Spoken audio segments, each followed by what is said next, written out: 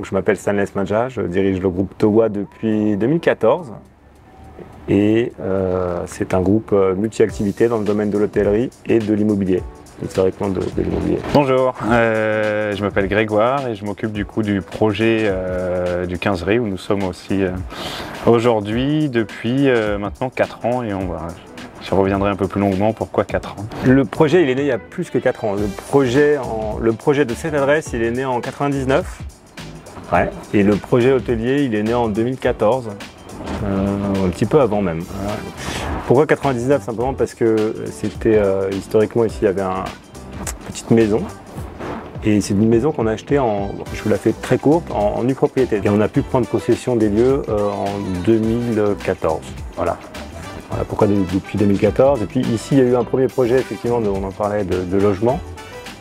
Et on s'est rendu compte que l'emplacement pouvait répondre à un projet hôtelier, ce qui n'était pas évident au départ pour nous et on a mis un petit peu de temps à s'en rendre compte, mais quand on s'en est rendu compte, on s'est précipité sur l'occasion.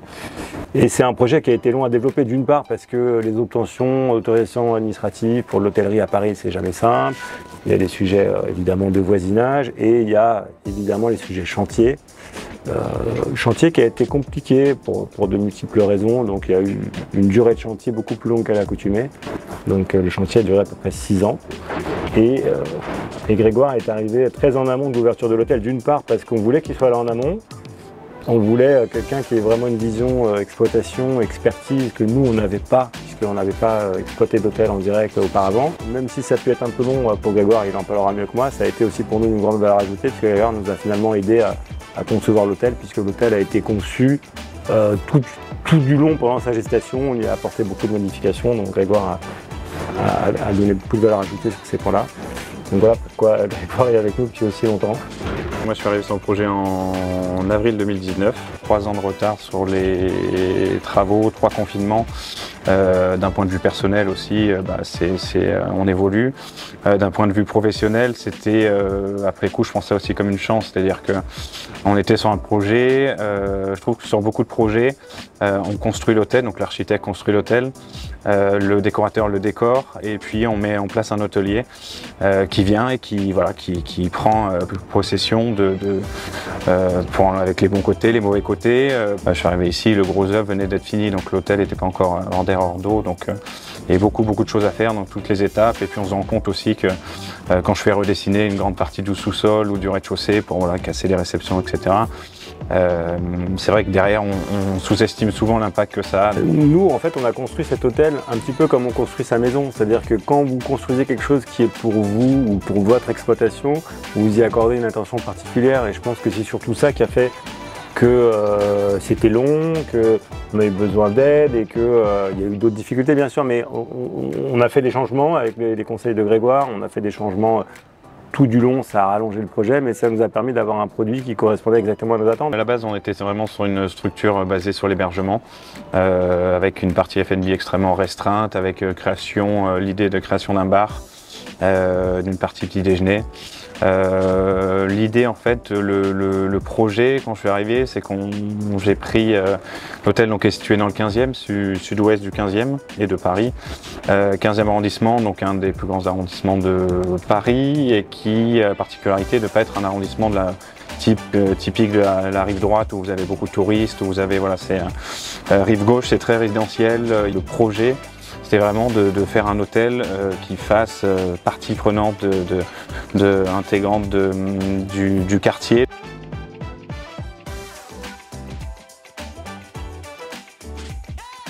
Ça tourne très bien, on est clairement on n'est pas loin de faire le double de ce qu'on avait prévu. Alors soit c'est moi qui ai mal prévu, ce qui est possible aussi, soit non, on est plus sérieusement, c'est porté aussi par un marché parisien qui est extrêmement haut.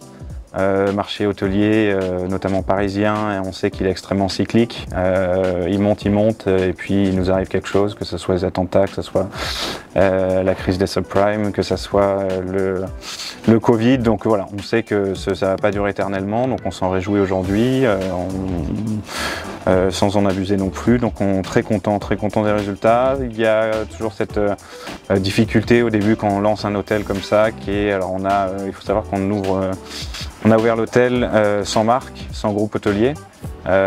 Donc d'un point de vue commercial, c'est vrai qu'on est un petit hôtel parmi les 2700 que compte Paris. Donc c'est aussi, voilà, moi la décision a été prise avant mon arrivée, mais je martèle que je pense qu'on a de moins en moins besoin des marques à Paris parce que voilà, on a un marché qui est haut, et qu'on a même des outils de gestion, de commercialisation qui sont vraiment à la portée de tous et qui sont assez démocratisés. Nous, en tant qu'investisseurs, créateurs de cet hôtel, on avait effectivement la possibilité de s'appuyer sur une marque. Finalement, une marque, ça sert essentiellement à rassurer les clients. C'est comme les chaînes de fast-food, c'est même pour du haut de gamme, ça sert à dire aux clients vous n'allez pas en terrain inconnu, puisque telle marque vous déploie son offre habituelle. Donc il y a des critères, il y a des standards de qualité qui seront respectés.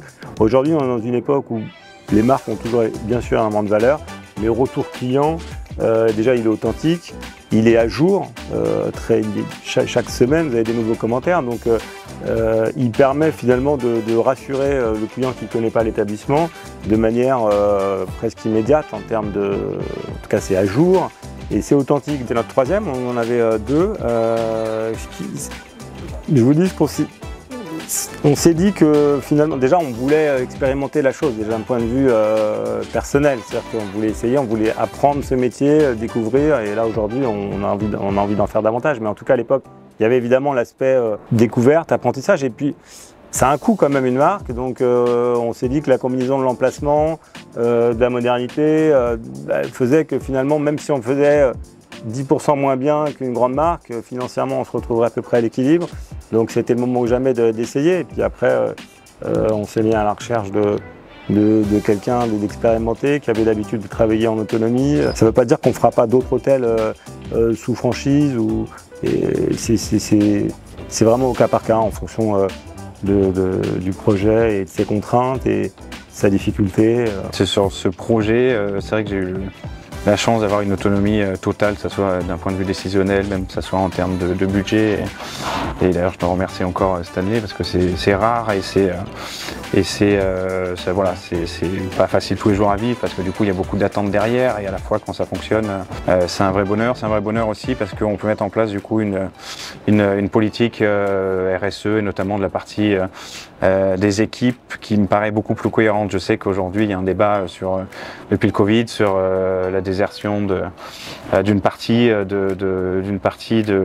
des équipes qui travaillent dans l'hôtellerie, dans la restauration. Ici, ce qui a été pris donc, dès 2019, avant le Covid, comme décision, je me rappelle t'avoir présenté mes premiers budgets et sur la masse salariale, tu m'avais juste fait un truc, tu m'avais demandé pourquoi il y avait des salariés qui étaient des équipes qui étaient au SMIC.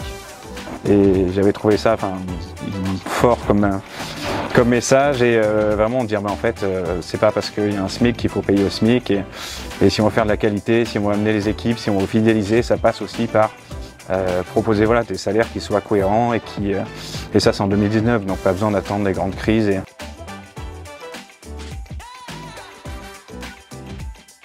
Aujourd'hui, les hôtels qu'on exploite, c'est des hôtels qu'on a créés. De par notre ADN vraiment immobilier, donc c'est des hôtels soit qu'on a construits, soit c'est des réhabilitations lourdes, des transformations, etc. Donc on ne s'est pas encore positionné dans l'acquisition d'hôtels, bien que ce soit un marché qu'on regarde de près, mais qui reste, selon nos critères, assez cher et difficile d'accès. De par notre expérience de l'immobilier et notre connaissance de la ville, on ne s'est pas encore aventuré les hôtels de vacances, de bord de mer, etc. C'est pas simple. Et la politique de la ville est assez fluctuante en la matière, parce qu'il y a un nouveau PLU qui est en train d'être mis en place, qui définit d'ailleurs pas clairement les règles du jeu pour l'hôtellerie. Elle est assez stricte envers les résidences, les hébergements saisonniers, Airbnb, etc. Sans jugement de valeur, en tout cas, c'est clair. Pour l'hôtellerie, c'est un petit peu moins clair. Je ne sais pas exactement quels sont les objectifs de la ville dans ce domaine-là, donc on va le découvrir, je pense, au fur et à mesure des autorisations administratives qui vont être délivrées. Voilà un petit peu où on se trouve. Mais en tout cas, on est très sensible et attentif à ce secteur-là et on aimerait clairement développer notre pôle hôtelier.